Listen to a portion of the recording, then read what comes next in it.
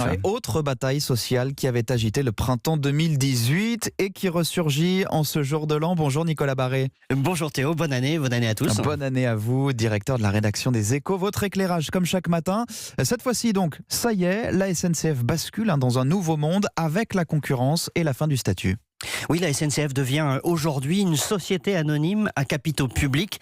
Alors on en attend une gestion plus stricte de ses finances. Une grande partie de la dette, 35 milliards d'euros sur près de 60 milliards, sera reprise par l'État. C'est un effort considérable de la part du contribuable, il faut le rappeler.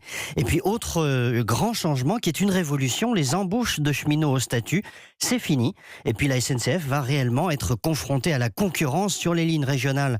Ça commencera l'an prochain dans la région sud et sur les lignes TGV où les compagnies de chemin de fer allemandes, italiennes, espagnoles, etc. auront la possibilité de faire circuler leurs propres trains sur le réseau français. Donc en fait, c'est le plus gros changement depuis la création de la SNCF il y a plus de 80 ans.